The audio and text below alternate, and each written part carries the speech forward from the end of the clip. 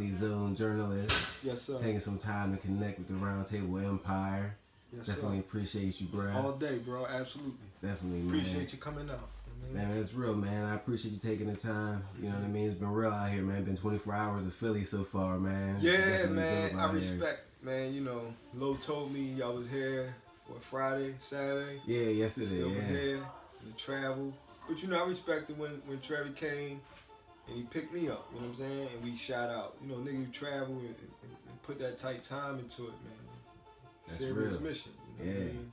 It's about building. So, exactly. Yeah, man. Networking and it's all a great thing, which a lot of the communication, man. Communication, especially good communication, good energy that keep a chain going. You know what I mean? Like people call it pay it forward or whatever. Yeah. It ain't always monetary. You know what I'm saying? A simple compliment can carry somebody through a day. You know what I'm saying? Keep, especially in our hoods, we need it. Keep the chain when we see so much negative. Man. It sounds cliche, but every hood's got its share of negativity or, you know what I mean, hopelessness or whatever. You know, a little compliment.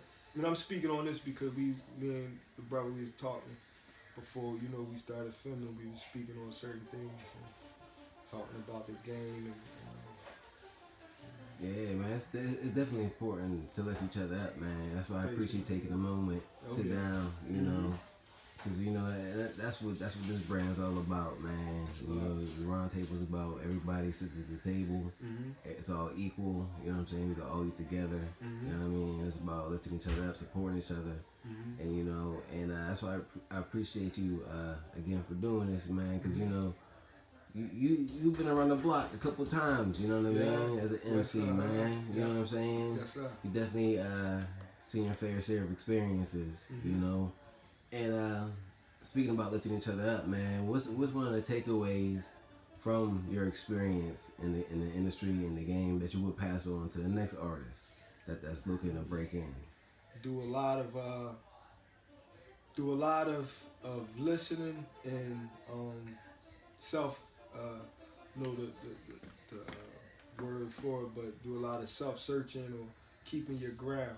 And a lot of people say stay grounded, but the reason you stay grounded is because you know you're keeping a humility and you're constantly learning. Any jewel that you learned before, again, the opportunity that you know is all because the music is the fun part. That's the the craft of it. But now stepping into the business with and that's like it's independent now. So stepping into the business aspect of it, you're gonna need that humility. You're gonna need that ability to listen. You know what I'm saying? To learn, you're gonna constantly be able to learn.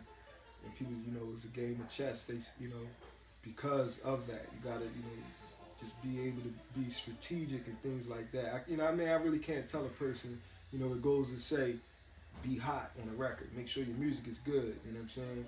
That goes for one thing. But when it's independent, now people, as we see, a lot of artists, not everybody, a lot of artists just doing with anything. I think, and some are winning on it. You know what I'm saying? Because of that ability they know, like, what I put to it, you know what I'm saying, is going to succeed. They got their business right. So, my advice would be make sure that business right. You know what I'm saying? Keep, keep inability to listen, because at the end of the day, we don't got all the answers and we ain't going to get it right every day. But when you train yourself to do that, I think you'll go further. That's real, man. I appreciate you you sharing that, man, for real. Because that's important. Now, what you been up to, man? You know what I mean? Man. Speaking about lifting each other up, let's speak about you for a second, bro. You know what I'm saying? What's going on with you? As of now, you know what I'm saying? I just a few years ago I had my daughter, my first and only actually child. Yeah. Congrats, man. Thank you, bro.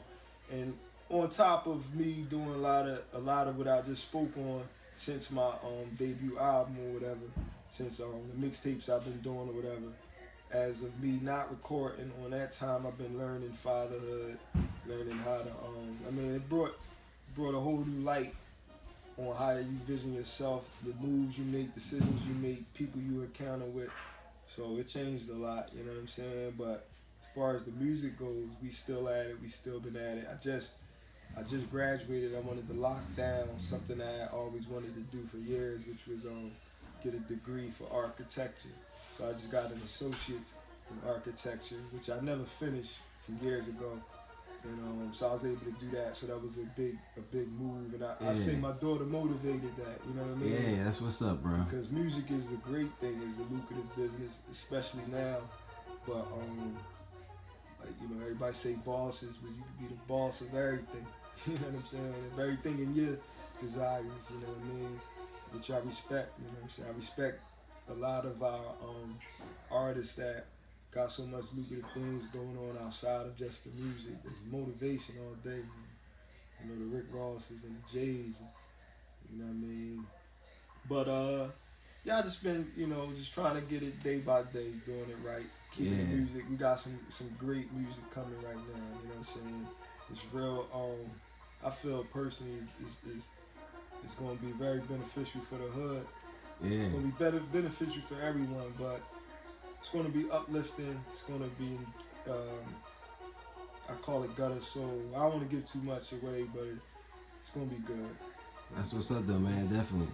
Man, and I wish you success on that, man. Who's some of the artists that you actually enjoy taking some time with, man, and working with? As of working with, you know, MOP, that was, you know, I've been a fan of MOP before even thinking of recording a demo and things like that. Okay. So that was a good moment.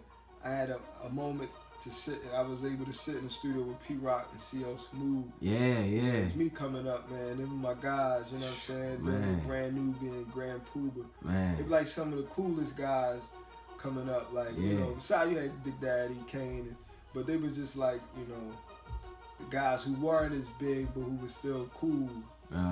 But so that was a good moment for me. Even a lot of more local artists, you know what I'm saying? The Philly artists figures. It's as far as like features, man, I like to go off vibes. You know what I mean? I could be a fan of somebody's music, but sometimes you might not reach out. They might not reach out. You might not connect on that moment. Not saying it would never happen, but it's a lot of artists who I was supposed to feature with, and it didn't pan out, you know what I mean? Whether they were in their ego, you know what I'm saying, or whatever. But it's whatever, you know what I mean? Yeah. Even meeting with Trey and and Trevi and them, like, you know, that energy was good. And like I said, I keep saying I respected the business, because, you know what I'm saying, you gotta go get it to grasp it, you know what I'm saying? When you're just making moves, and you're making the moves, and like, this is what's gonna happen. They boss moves, you know what I'm saying? We could talk on music all day and spit and really paint a great picture, you know what I'm saying? But how many people is really putting that picture and really painting that picture, hanging it up, like, so basically I'm saying, like, actually doing it. I could tell you I'm doing it, but actually doing it. So I respect any artist that make a, you know what I mean, an effort on their own behalf, bro. And to actually record and do music with those type of artists was good, man. So I had like a few artists, man. I wanted Nas, and of course, man. My first album, I wanted Nas, you know. Cannabis, man, you know. He was a unique individual, which he still is, and that's meant in a good way. Meaning, even the seriousness of his craft, how he take with his craft, you know what I'm saying? I learned the little time that I spent around him, I learned a lot on that as far as the bars and how you taking seriousness of making sure you coming with the, you know, most enjoyable lines, but truth, you know what I'm saying? But you know, he definitely was an impact, and it's crazy. One day, I was riding up South Street. I was getting something to eat, man, and I just heard on the radio some actors on a mixtape that I had. It was Pun, it was Biss, DMX, a few other artists that they had a video for later on, but this time it was just on CD. And Nori, I think, few people, but the niggas was going in, man. But then I heard this boy, I was like, Cannabis, and I said, this is the guy with the grenade ripped out, boy. I said, boy, nice, man. He was killing it, you know. Yeah. So I said, I want to meet boy, man. I actually said to myself, I want to battle this boy, you know what I'm saying? And I was so like adamant at the time. Almost a year later to the date, you know what I'm saying, I wanted to meeting the boy, you know what I'm saying? Okay. Through the circumstances. And that's just, you know, confirmation of how, like, you know, you speak things into existence, you know what I'm saying? Yeah, You yeah. really mean them, you know what I mean? But, you know, God's design, man, I met the boy, you know, we traded bars, you know what I'm saying, and we clicked, you know what I mean? It was surreal for me in the beginning, because not only was this one of my first times being in a major studio, and things at Chung King at the time, it was like a big studio, you know, I only recorded like 5-6 songs for a demo, but I just had bars, like I had bars in my head. Yeah. So I think I spit like a 30 bar, 32 bar, I don't know what it was, I just was spitting. And I remember he was sitting there eating, and I just spitting. And you know, he's like, word, you know what I mean? And at this day, he had a few other cats coming through. You know, shout out to Shy Scott. Okay. You know, a few cats was coming inside, I think we was dealing with Def Jam at the time. A few cats came through, and we all got on this beat, you know what I'm saying? And you know, I did what I had to do, you know what I'm saying? And he was on a tip, you know, I really, you know what I mean? I bang with you, man. And you know, the nigga was thorough, cause at the time I had money on me, you know what I'm saying? I had people on me. Not young boy, you know what I'm saying? Might have been trapping and working, you know what I'm saying? Yeah. I just love money as a young boy, but the nigga threw me a couple of dollars, and you know what I mean? I would have did that, made that move for free. Like I said, you know, that was one of my goals, to meet my man and spit for him. So it actually went even deeper than that. So the nigga threw me a couple of dollars. So that kind of showed me, you know, character, you know what I'm saying? But so when I left, long story short, he called me, and we went down to the A, and we just built. We didn't really do much recording that first visit. We built, you know what I mean? I think we went to a couple parties, me and his brother. You know what I mean? We just, you know, chill. And then, you know, I got to meet his family. Rest in peace to his father, who was a great guy, man. He used to come drop us off the studio down in Atlanta and pick us up when we was in the A. Rest in peace. But so when we did actually, so at this time, you know, the reason, you know, bring it back to what I said, you know, this is a unique guy. Like at this time where he was,